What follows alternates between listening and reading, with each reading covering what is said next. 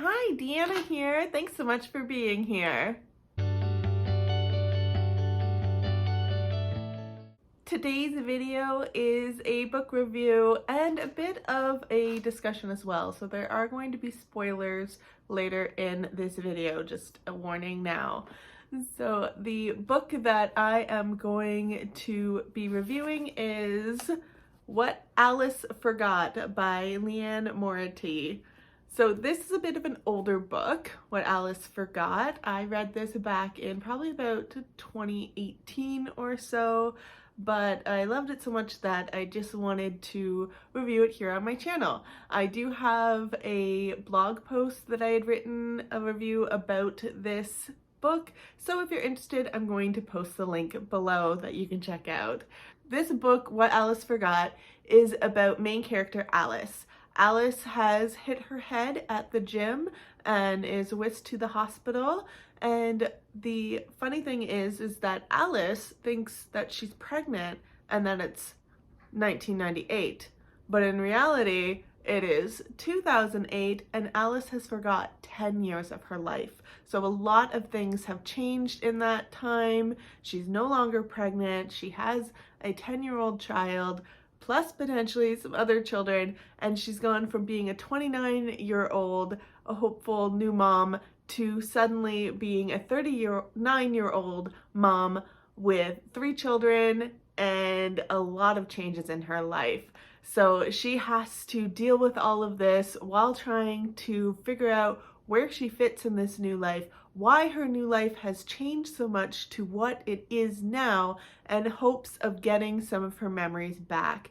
The writing in this is definitely great. I absolutely love this type of writing. It's definitely engaging. It kept me very much invested in this book, trying to find out what was happening with Alice. It's very reminiscent to other Liane Moriarty's type of writing, in that we've got just a bit of mystery going on, a bit of trying to unravel what's happening and who Alice is and where she fits into her life and how she's going to get her memory back. And there's definitely just the writing itself is really good. It keeps you reading, and it's just overall good, solid writing on her part is my opinion for this book. So I would definitely give this book at least a 4 out of 5, kind of towards the 5 out of 5, because I honestly think it's a great book. Even just trying to refresh my memory again, because I have not read this book in a while, and reading little snippets of it to jog my memory, already, like, I already knew very much. I remembered a lot of this book because it was just that good and it just captured me that much. But also just reading little snippets, I had to stop myself rereading this whole book again. And I probably will reread this whole book because it is that good and I do enjoy it that much. This book is written a third-person type narrative, but we're getting a lot of Alice's kind of point of view. It's not a first-person reader, so it's not like I am doing this or anything, so it's not exactly Alice's full point of view, but it's a lot of what's surrounding Alice. It's from what's happening with Alice, and we're kind of learning things as Alice is learning things. Though throughout the book there is also snippets of Elizabeth, which is her sister, writing to a therapist, and then Franny as well, which is her grandmother. And that's kind of catching us up a bit on some of the background of what's happening, and maybe Elizabeth's point of view and what happened to her over the last 10 years. And it just kind of gives us a little more to the story. So that was a really interesting way for Liane to do that, is to really have us invested a lot in Alice, and then getting these little snippets from Elizabeth and Franny to kind of help paint this picture of what's happening. So I really did actually think that was kind of cool that she did that, and really appreciated that we got a little bit more than just the breadcrumbs we were getting from Alice. I think the only thing I have to say about this in kind of more of the negative tone is that the ending to me felt really rushed. It was one way and then suddenly it was like another way. So that was definitely a bit of a rushed writing, considering how much we developed going through everything and getting Alice to revisit things and learn her new life and fit her new life with her old life and all of that going on, I felt that the actual ending was like really quick and suddenly boom, it was like epilogue center to tell us everything of what happened. So I do think that is my one point that maybe I didn't like as much, was just how rushed that ending was. So here's where I'm gonna put spoilers in big letters, or as big as I can, because this is where I'm going to get really more into this book. Now this book is a bit of an older book, so if you haven't read it yet, click off now, maybe go read it, maybe come back if you want, if you don't want to be spoiled. If not, I'm going to be giving away some of what's happening in this book. So, one of the most heartbreaking points in this book, and it legitimately made me cry, is when Alice is vulnerable. She's in the hospital, she's lost her memory, she's not really sure kind of what's going on. She now knows it is 2008, but she still thinks that it's 1998. Like, she still has the memories of 1998. She has nothing from 1998 to 2008. So she's lost 10 years of her life, and her sister comes to see her and sit with her, and Alice keeps talking about her husband, Nick. She keeps saying how Nick is going to really be concerned, and what about Nick, and what's happening with Nick, and she ends up calling Nick's office and getting a receptionist or personal assistant that is really very rude to Alice, and Alice kind of bites back as well, not even realizing why is she so cold with Alice, what is happening, and then she gets a phone call from Nick. And it broke my heart because Alice is so bubbly and trying to tell Nick everything because he's your husband, and oh my gosh, Nick, can you believe this happened? I don't know what's going on. Please, Nick, like blah, blah, blah. And then Nick is like, why are you calling me? And for anyone who has a significant other, that's a lot of times your first call. Maybe not always, maybe sometimes you call your mom or things like that, but there's a lot of couples where your first call is going to be to your significant other. If I was in some type of accident or something, my first call is immediately to my husband. I want my husband there, I want my husband to know, I want my husband by my side. So when she calls her husband hoping for that support and love and compassion, and she is met with just negativity and a horrible confrontation, she is left aghast and wondering what is going on, and realizes that the person that she loves and cares about, because in her mind she still loves him and very much cares about him, absolutely detests her. And it's a really, really heart-shattering moment in that she realizes, oh my gosh, my life is not what my life was, and the person I thought he was is not who he is, and how can she even wrap her mind around that. So that was a really heartbreaking moment, and when she realized her husband and her are getting divorced, that was horrible. And I think that was just reminiscent of how much changes in 10 years and how much little things add up to make our experiences what they are and who we are in the moment. And when we look back, it's like sometimes those little moments that are sprinkled through that really bring us to where we are. And her losing all of those moments, the big, the small, all of it, is really what is, she's lost herself. She's lost who she is, where she is, what she loves, and what she knows. And that's just heartbreaking, and you really feel that through this book. You really feel that pain that Alice is going through, the confusion. I mean, I felt like I was in Alice's shoes, and I felt all of that very much. So this book has some discussion questions that I'm gonna go ahead and go through and answer for you. So the first question is, did you like the younger Alice best, or did you relate more to the older Alice?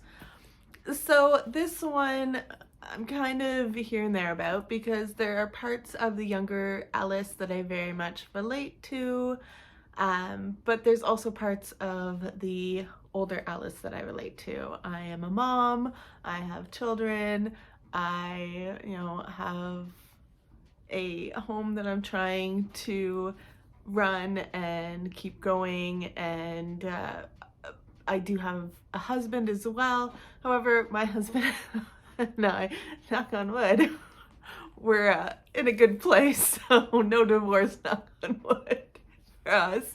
And I just feel that in some ways I can definitely relate to the struggles that she goes through as a mother and trying to keep her house together and all of that fun stuff. But then I also relate to the younger, hopeful mom who just is full of positivity and always hopes for the best as well. The younger Alice has a lot of dreams and hopes. So I have some of myself in both of them as well. Question number 2. What would your younger self of 10 years ago think of the person you are today? So 10 years ago now would have been February 2012. And at that time I was pregnant with my first biological child. So I was very hopeful that my little baby was going to be strong and healthy when that baby was born. I was recently married within the last 2 years. I was living in our first place together, officially since being married, and I just was in a job that I didn't particularly love at the time, and had a bit of a different lifestyle in a lot of ways. I worked nights. I worked usually 4 p.m. to midnight was a lot of the time that I worked. We were struggling through a lot of things back then, 10 years ago. There was just a different life going on. My younger self 10 years ago would be pretty happy with where I am. We bought a house. I mean, that was something I would never have expected 10 years ago, to be in a place where we bought not only our first house, but we sold that and now live in our second home. So that should be so in disbelief about that. She would be so happy that I'm still happily married to my husband and we're coming on 12 years of marriage. That would be amazing. She would be delighted to see her 10-year-old little boy that she had. I think in February I just found out that I was having a boy, so to see him grown and see him as an almost 10-year-old would be pretty fantastic. So I can definitely relate to Alice in that way, in that I was pregnant, and then to have bumped my head and think I'm still pregnant, that would have been like, just what the heck. Like, pregnancy is such a special time when you're going through that. So to just be like, what, I missed the birth of my child, and what, I don't even know my own child. Mama's heart can't take that right now. So that would definitely be something. But thankfully I would know my husband, and I would know my stepdaughter. She would be a lot older now, and that would be wild. And I'd also have this other child living with us that I didn't know 10 years ago. So that would be incredible too, to know that we're taking care of a child and having them live with us and love them as well. So I would just be pretty proud of myself, I think, if I was to look forward to now. I would be amazed at this YouTube thing I'm doing, and then I'm writing a book, and I'm in a job that is stable and is the complete opposite of what I was doing almost. So that would be a lot of good points that I'd be coming to look at. So I hope that the younger version of myself from 10 years ago would be pretty happy with where I am right now. So question number 3. What would surprise your younger self most about the life you're currently leading? What would disappoint you? So, what would surprise me the most? Again, I think it would be that I own a home, and not only did I buy my first home under myself, but now my husband and I have bought our second home. That would be pretty incredible and surprising to know, and that I am loving the home. I love my space.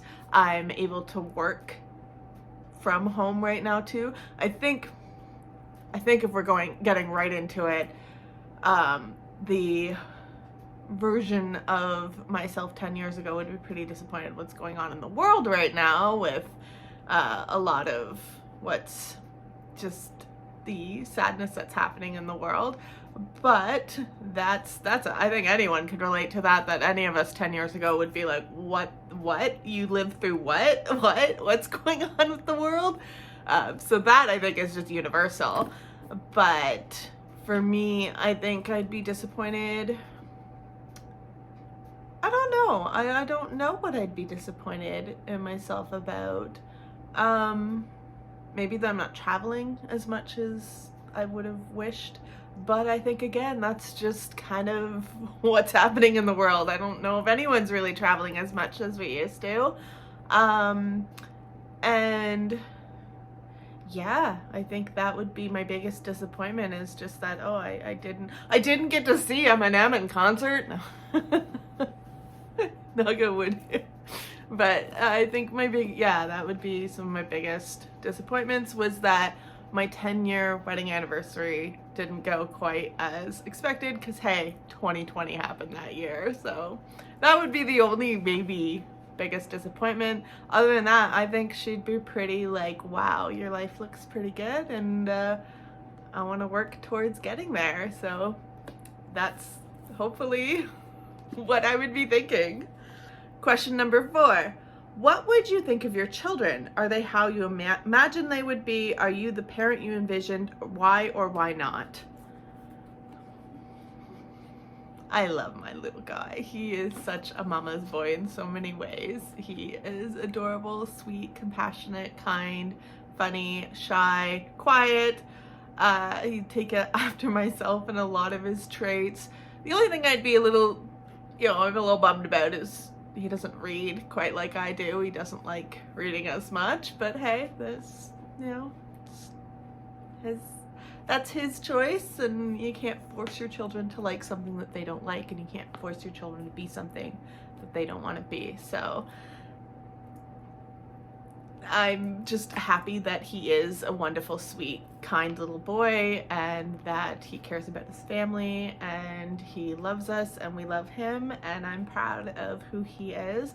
I'm proud of my stepdaughter as well, of the young lady she's turning into, just where she's going in life, what she's got going on. I would be incredibly amazed with her.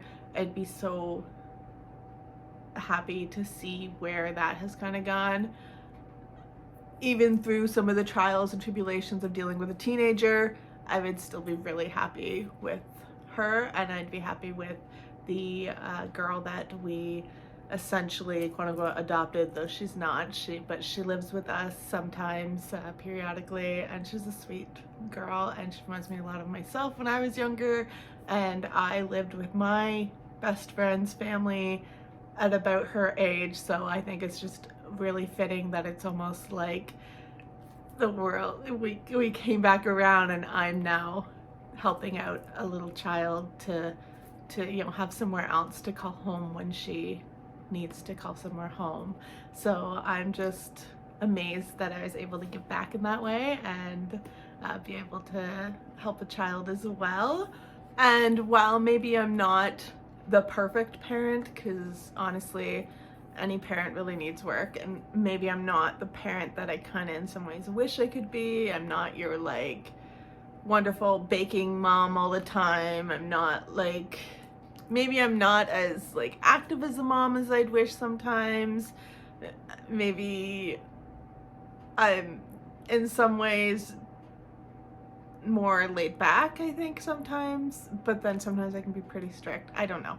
I think sometimes I think I would be pretty happy with the mom I am, because no matter what, at the end of the day, I love my children, I love who they are, and I accept them for whoever they are and whoever they're going to be, as long as they lead with good intentions and goodness in their heart, and are happy with the choices they've made, then I'm usually pretty happy. So I hope that I would be pretty happy with the mom I am. Maybe I could be the mom on the PTA, but that's just not me. So That's just not gonna happen. And why am I not that mom? Because that's not my personality. I'm not really one to go too much. I've got a full-time job.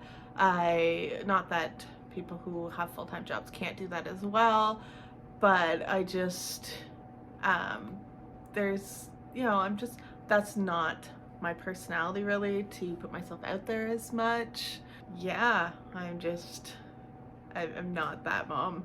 The only thing that's a little bummed is that my little guy's not involved in as many activities. He used to be before 2020, and now he just hasn't gotten back into any of his after school things or anything like that.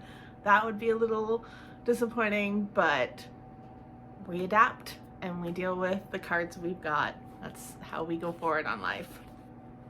All right, number 5. Alice is shocked by many transformations. Her gym-toned body, her clothes, her house. Are you more or less polished than you were a decade ago? And do you think there's any deeper significance to such change?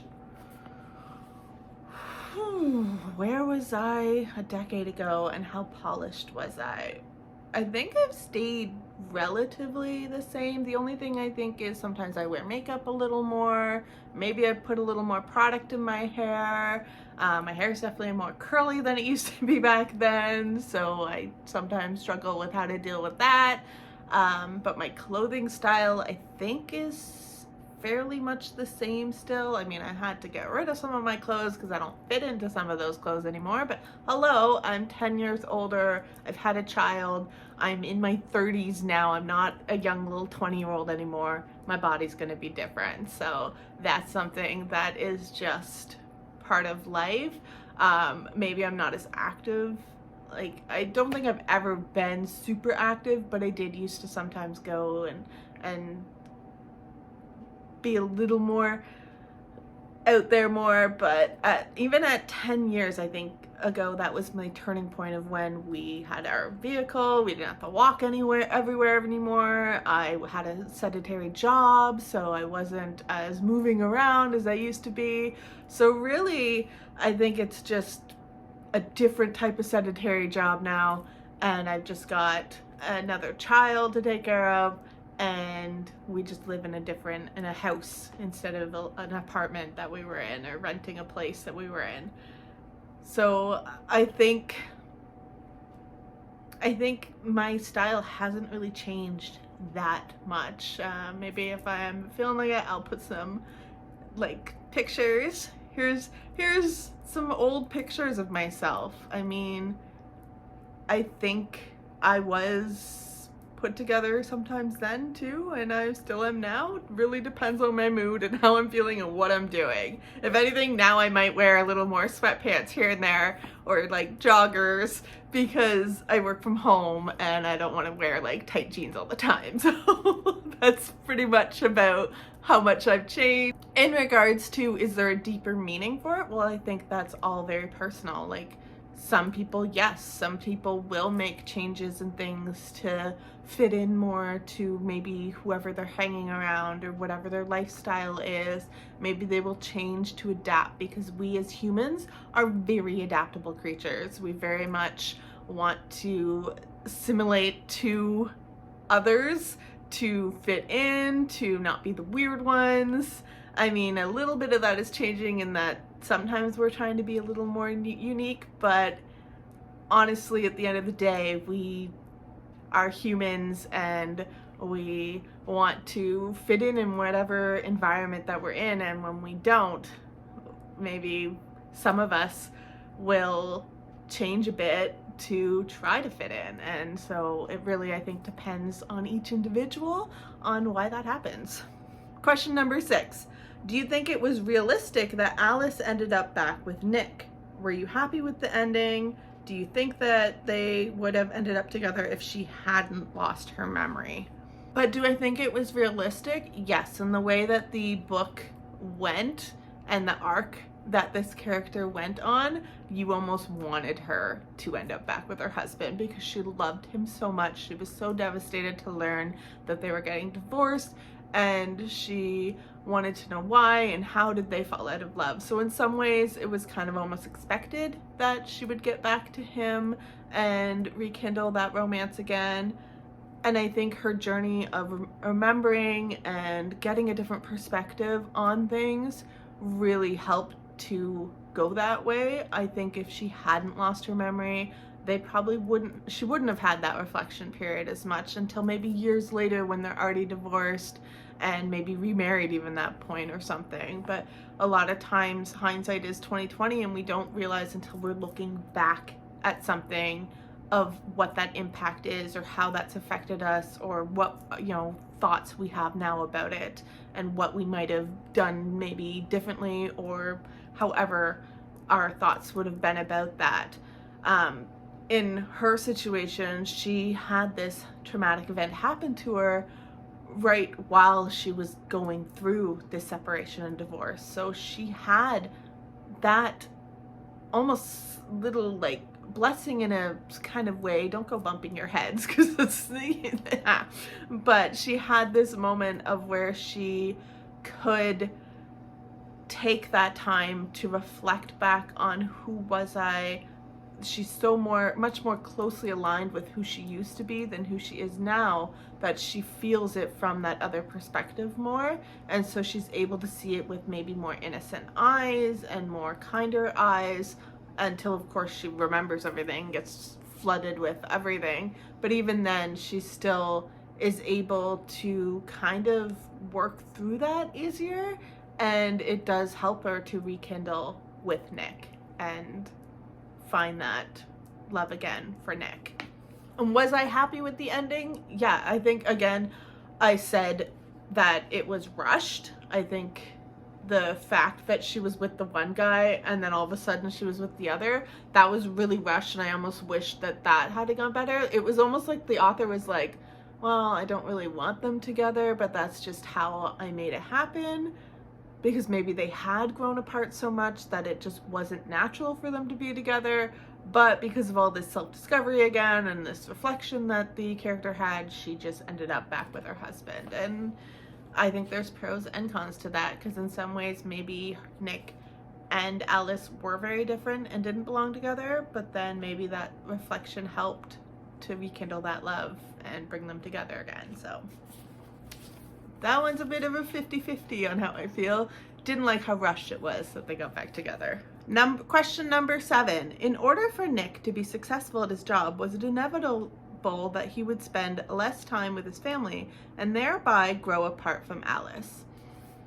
I mean, I don't know. That's a hard one, because to say like people can't have jobs and can't have lives outside of their partnership, like that is very isolating, and that is very much a way to think like, no, we can only be together and we can only be together if like this and this happens. And I think it's just unique for each couple. Some couples will be able to not only appreciate that time apart, but thrive under it, because maybe they're doing their own thing and that makes them appreciate their partner more. Whereas other couples, no, that would be very hard for them to be away from each other so much and maybe have like different completely lives going on. Maybe Alice didn't like, you know, going to parties and having to schmooze with like upper class and things like that. And so some people wouldn't be comfortable with that, and their partners would change with success. Maybe they'd get a bloated ego or things like that, and then come home and expect to be treated the same way that they're treated at the office, with like reverence and like, oh my gosh, when you come home to your partner, that's supposed to be like your peer, that's supposed to be your partner, the one who's kind of on the same level with you in a lot of ways. So when there's a bit of a difference, sometimes that can impact certain couples. Some couples thrive under that, some couples, well, that'll be their breaking point. So there is no one size fits all for couples. It's why there's so many different relationships, different types of relationships, and different ways that relationships go, because not everyone's going to have the same type of relationship with the same partner. Like my relationship with my husband's going to be different than, you know, a relationship with an ex or something like that. but maybe he's different with me, or maybe we just have different goals that align than maybe others did. So it's very unique to the couples. Maybe some communication would have helped Nick and Alice a little better too back then. Question number 8. How did you feel about the sections written from the perspectives of Elizabeth and Franny? Did they add to your enjoyment of the book, or would you prefer to have it written entirely from Alice's point of view? So I already touched on this in my actual review, in that I said I liked them. I liked that little sprinkling of Elizabeth's perspective and Franny having little blurbs too, because I just feel like it helped us fill in the pieces where maybe Alice was missing, so that we didn't feel quite as lost as Alice, and we were able to go, oh, okay, that's what was going on. So I liked them. I thought they were fun and just kind of made the story grow a bit as well. Number 9, do you think it was unavoidable that Elizabeth and Alice had grown apart because of the tension caused by Elizabeth's infertility versus Alice's growing family? Or do you think their rift had more to do with the kind of people both of them had become? In this particular story, perhaps it was a little of both. In this particular story, perhaps Alice and Elizabeth just weren't communicating as clearly with each other. They weren't supporting each other as much as maybe some sisters do and some friends do. And so that caused a rift. And then because they weren't communicating clearly, maybe Elizabeth had some resentment against Alice, or maybe Alice felt like, well, Elizabeth just hates me because I have children. And that can definitely cause a rift if those kind of thoughts are happening and you're not actually talking about it and getting some, common ground and getting some closure about some of maybe what has happened. So I think that had a little part of it. And then, yes, I think maybe in ways, maybe Alice was changing. I mean, this whole book is kind of a premise of that Alice lost 10 years of her life and she's a totally different person. So she has changed a lot, and Elizabeth has gone through some things too. And yeah, that did seem to cause a bit of a rift between them. So it was a bit of maybe some of these issues, and maybe there was a little bit of unsaid stuff or tension that had built because they didn't properly communicate, and then their lives went on such a path that they didn't connect as much anymore, and they just let each other kind of fall by the wayside. So unfortunate sometimes that happens with siblings. Question 10. It's not only Alice who changed over the last decade, Elizabeth changed too.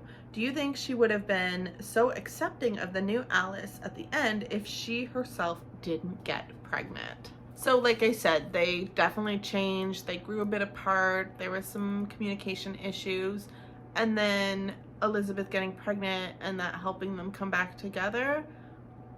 Sometimes that can happen. I mean, infertility issues can be a really hard thing to go through, especially when you don't have people who understand or appreciate some of it, especially when that becomes something too that it becomes such a point of tension between you both, and it's something where you both have your backups almost. Like Elizabeth had her backup, like, well, I'm going through this and you don't seem to care as much, Alice, and Alice has her backup, like, well, you seem to think it's my fault almost. Like you could feel that sometimes if you don't properly talk about it and you don't have a bit of compassion for each other and understanding and empathy in some ways. So that can happen. I'm not saying it does every single time.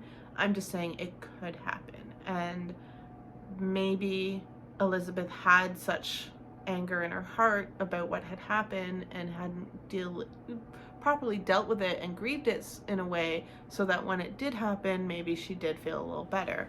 I mean, losing a child, infertility, sometimes those are people's worst realities that they're living. Some people are able to take that and create wonderful other lives out of it, but there's sometimes still pain and loss that happens. And so when you don't have a good support system or you're not able to get through that well, that can be tough, and it can make your interactions with others or your relationship with others a little more strained when those types of things happen, if you're not having that open communication and that willingness to see the other side as well. So do I think she would have been as accepting?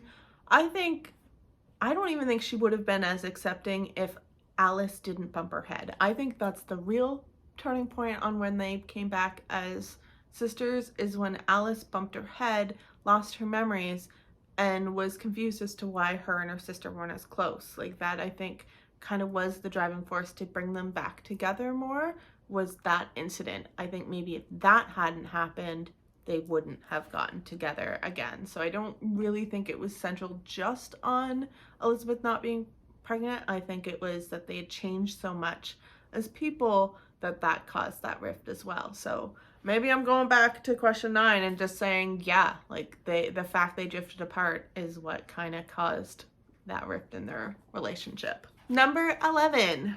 Out of all the characters in the book, who do you think had changed the most over the past decade and why?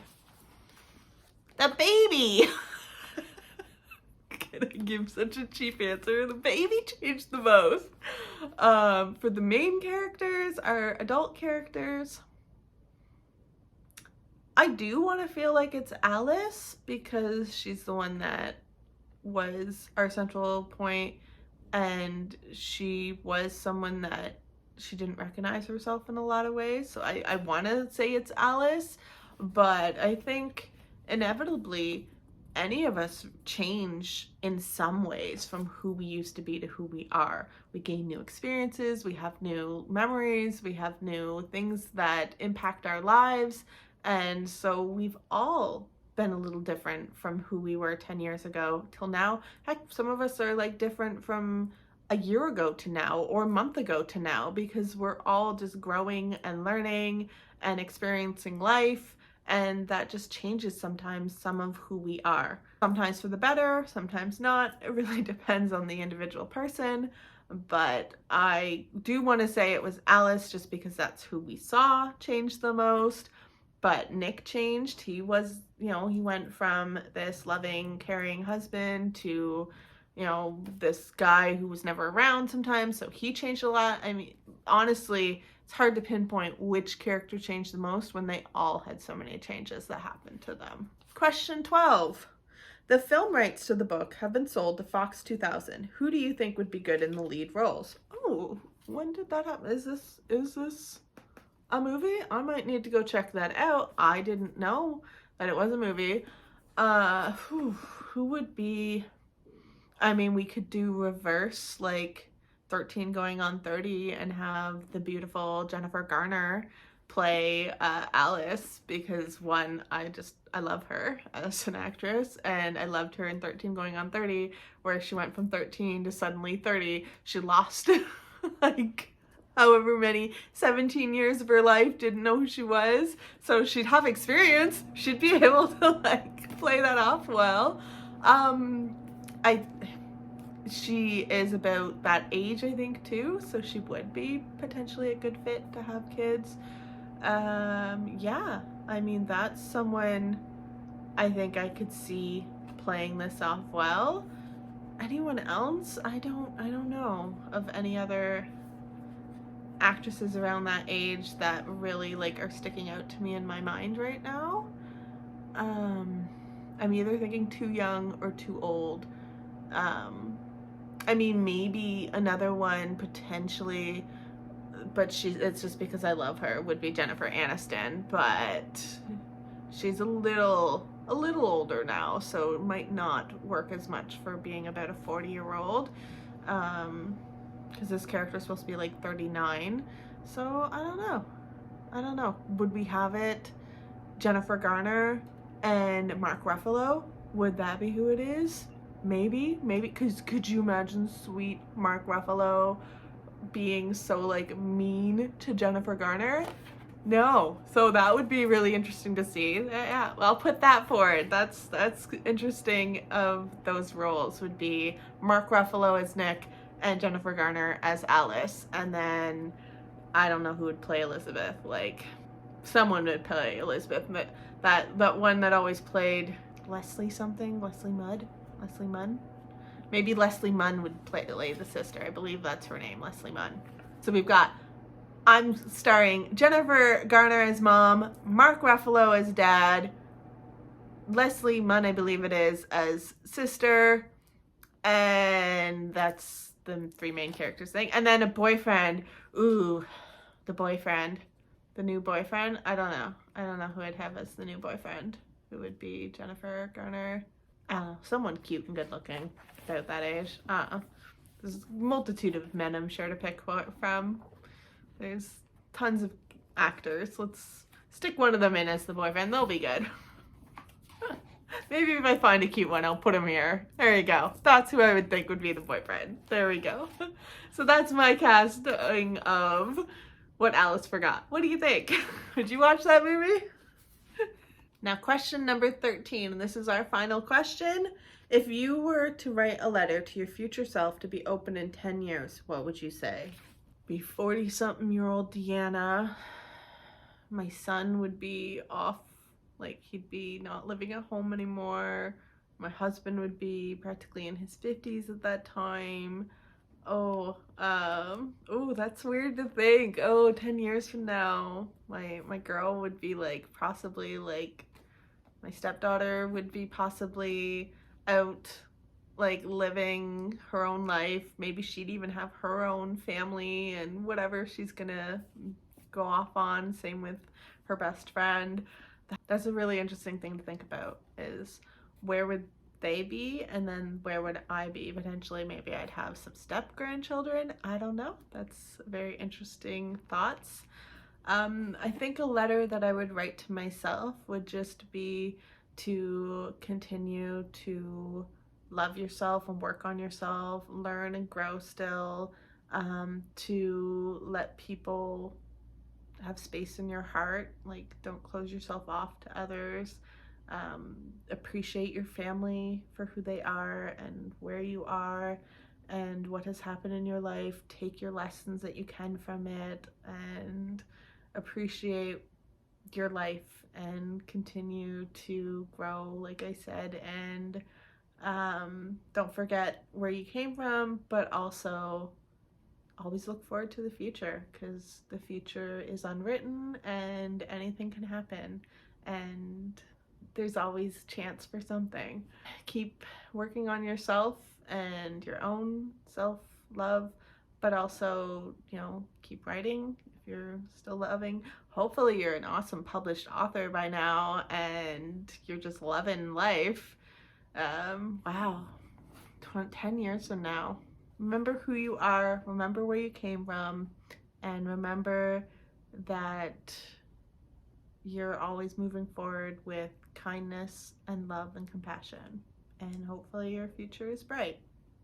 So that maybe would be a little letter I wrote to myself. Well, that was some fun little questions. I'm going to leave them down in the description so that maybe if you're interested, answer them yourself. Kind of reflect back. Where were you 10 years ago?